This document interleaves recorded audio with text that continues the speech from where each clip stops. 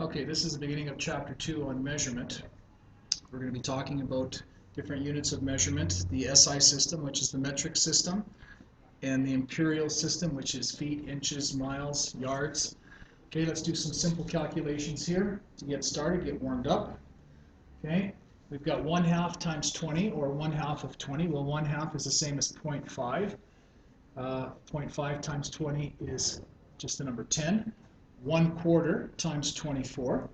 Well, if we're not sure how to do that, 1/4 is the same as 0.25. So we can say 0.25 times 24 equals 6. Another way that we can do that in our calculator, if you follow along, is we can write 1/4 as the fraction 1 divided by 4. There's a quarter. And we multiply that by 24, and you can see we get the same answer of 6. Okay, 3/8. Well, we don't know what 3/8 is as a decimal. It's not one of those ones that you just memorize. So in your calculator, you can take 3 divided by 8. You can multiply that by 16, and we get the answer of 6. And 7/16, same principle. We take 7 divided by 16, multiply that by the number 32, and we get the answer of 14. Very simple to do those calculations. Okay, let's calculate number 2. 2.5 times 1, well, we know that anything multiplied by 1 is itself, so this is just 2.5. B is 68 times 10. Well, when you're multiplying anything by 10 or multiples of 10, 10, 100, 1,000, 10,000, all you need to do is just add the appropriate number of zeros onto the end of it. So 68 times 10 would be the number 68, and we just add a 0 to it, 680. 0.125, let's do C here, 0.125 times 100. Well, this has a decimal in it, so when we're multiplying it by 100, we're just starting at the decimal point right here, and we're going to move it over and make decimal 125 bigger by 100 times by moving the decimal point once, twice, and right there. The tens column and the hundreds column. So we're going to go like that and have an answer of 12.5. We move it 2 decimal places. When we've got 1,000, we move it 3 decimal places. We just look at the number of zeros that it has. This one has 3 zeros, so we're going to move it from here 3 spaces to the right to make it bigger. There's 1, there's 2. Oh, but I move it 3 spaces, there's nothing there. And when there's nothing there, I add a 0. So 72.56 times 1,000 is just 72,560. So as a rule, describe a pattern for multiplying any number by a power of 10. When you're multiplying any number by a power of 10, if it's a whole number, you either add a 0 to the end, like we did in B, or like we did up here and here, we move the decimal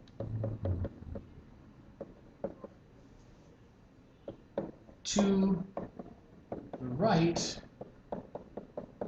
How many times?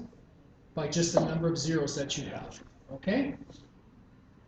Now, we're going to get into exponents. Tech tip, an exponent key. Some calculators have a x to the y or a y to the x key. To evaluate 5 squared, enter 5x to the y 2 equals, or 5y to the x 2. Well, the calculator that I have has an up arrow here. If you look underneath, on the right-hand side, underneath all these blue arrows over here, I don't know if you can see that, but right here, I'll get it back up again. Right by that arrow, you can see I've got an up arrow. So if I want to do an exponent like 5 squared, what I do is I hit the number 5, and I hit up arrow. That means it's going to put it to an exponent, and squared, and I get the answer 25. Okay, so if I want to evaluate 10 squared, well, on my calculator, I hit 10, up arrow, that gives me the exponent. I put in 2, that's 10 to the power of 2, and I get an answer of 100. Okay, 10 to the power of 3 is just 10 times 10 times 10, which is 1,000. 1 over 10 squared, well, what does that look like? Well, we just take 1, and when you've got a line here like that, that just means 1 divided by, so I take 1 divided by 10 squared is 0.001. And 1 divided by 10 cubed, that's 1 divided by 1,000. Okay, we can take our calculator. We do 1 divided by 1,000, and I get 0.001. Okay, let's do number 5. Evaluate 67 divided by 1. Well, any number divided by 1 is just itself. 67 divided by 1 is just 67. 96 divided by 10. Well, we know that our decimal point is right there, so when we multiplied, we added a 0. When we divide, we start at the decimal point and we move it to the left this time. So 96 divided by 10 is just 9.6. Okay? If we want to make sure on our calculator, we just take 96, we divide that by 10, and we get 9.6. So this is just a little shortcut that I have. 355 divided by 100. Well, there's our decimal point, 355.0. If I'm dividing, I'm going to move the decimal point to the left. How many positions? Well, there's 2 zeros there, so I'm going to move it 2 places to the left. 1, 2. So it becomes 3.55. 23.75 divided by 1,000. Well, I'm dividing, so I'm moving the decimal point, which is right there, to the left. That way there. 3 places, because there's 3 zeros. So I go 1, 2, but then I have to move it a third and put the decimal point there, but I've got a little tiny hump there, or a U with nothing in it. I have to put a 0 there. So that means my answer is going to be 0.02375. And just to confirm that on the calculator, let's just take 23.75 and let's divide that by 1,000, and we get 0.2375. Decimal 0.2375. Okay? All right, so describe a pattern for dividing powers by 10. Okay, well, the pattern is, we're dividing by 10, is we can move the decimal point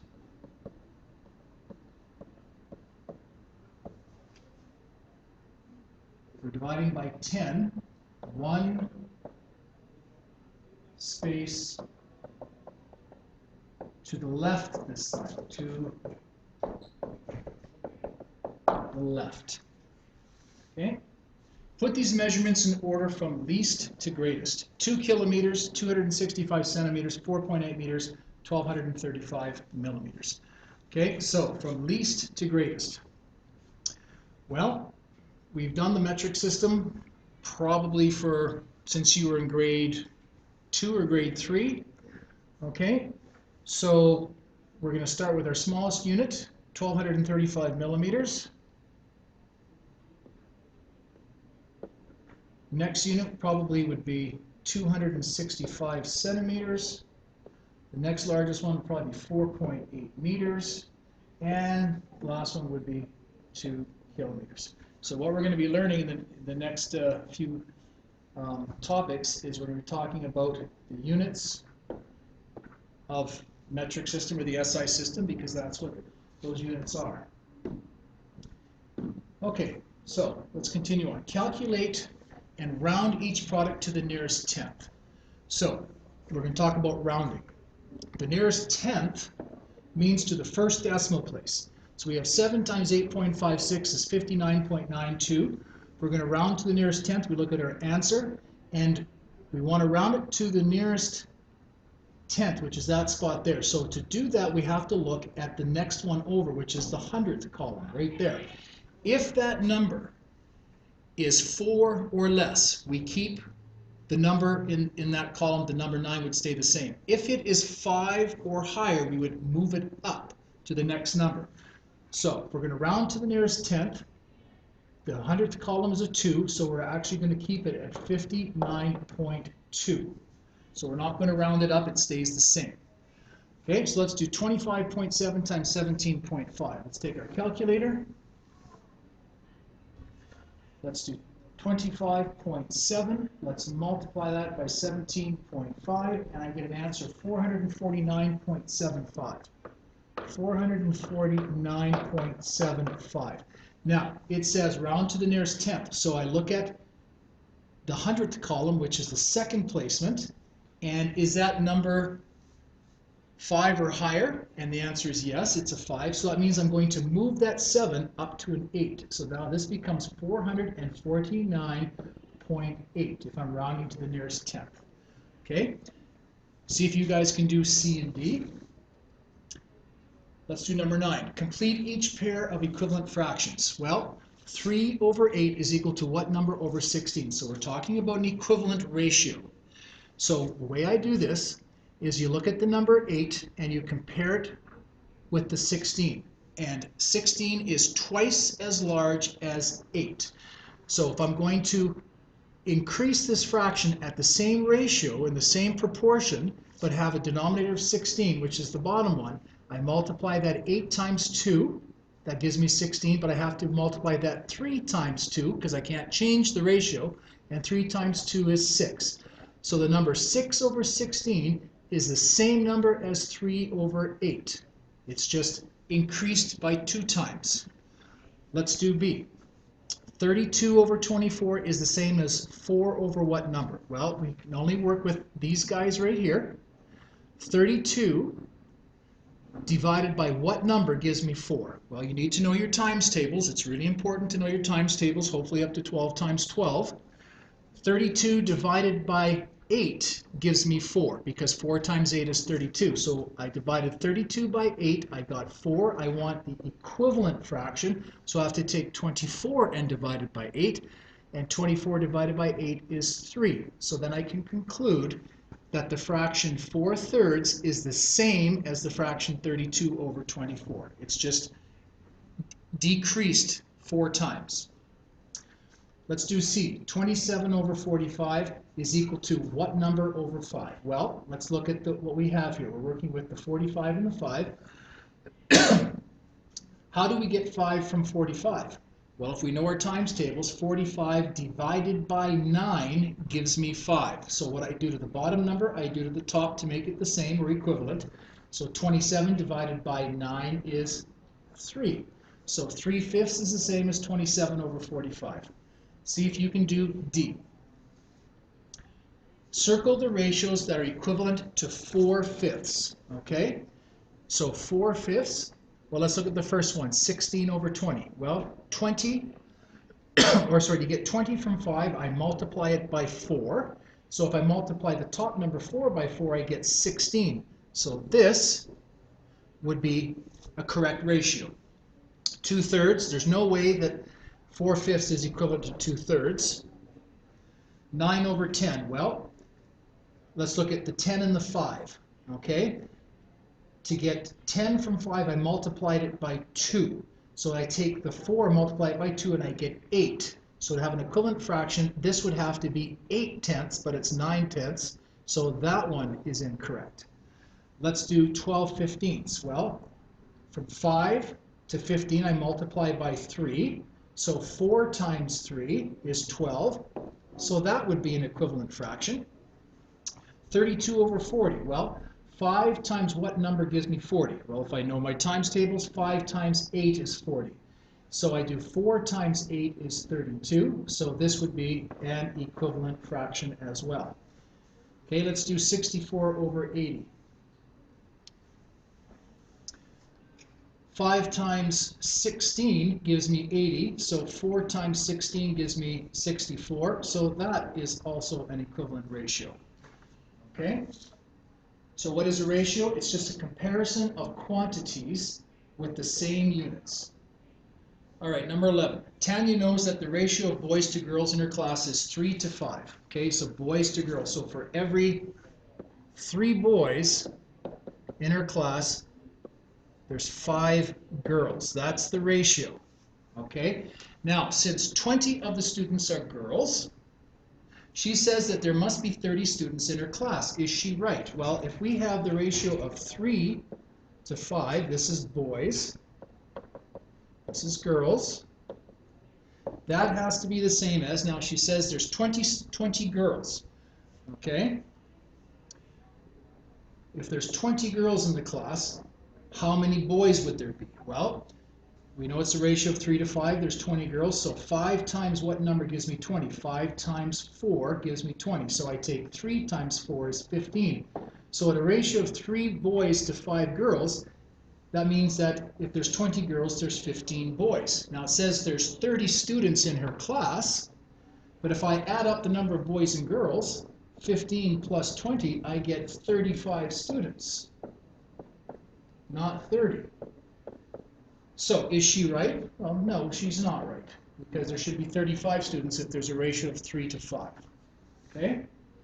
Let's do number 12. The Bandits won 9 of their first 20 soccer games. If this continues, how many games would you expect them to win in 30 games? Okay? So they're winning a ratio of 9 wins for every 20 games. So it's 9 wins, and this is total games. So if they continue in this vein, if they continue with that 9 wins in 20 games, how many wins should they have in 30 games? So 30 games total. How do I do this? Well, 20 is to 30 as 9 is to what? Now, this is a little bit more difficult to do, so one of the ways that we can solve this is by cross-multiplying. Okay, so this is our question mark. We want to know how many wins they're going to have. Well, when I have an equality, I can do what's called cross-multiplication. I can take the 9, multiply it by a 30, and instead of a question mark there, we can put x as our variable. So we can say 9 times 30, that 9 times the 30 down here is equivalent to 20 times x. Okay, so 9 times 30 is 270, is the same as 20x. And how do I isolate the x? How do I get x is equal to something? Well, if I divide that number by 20, any number divided by itself is a number 1. So 20 divided by 20 is just a number 1. And 1 times x is x by itself. But what I do to one side of the equation, I can't change it. I must do to the other side of the equation. This 20 cancels to the number 1. So I get x is equal to 270 divided by 20. And then I end up with x is equal to, well, let's take our calculator. Let's turn it on. And I get 270, and I divide that by the number 20, and I get 13.5. Okay, so let's go back to our original question. It says, if this continues about how many games would you expect them to win in 30 games? Well, they should win about,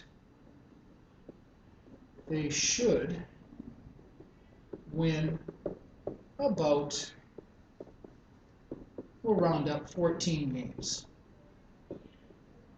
Okay, so this number 12 was a little bit tougher.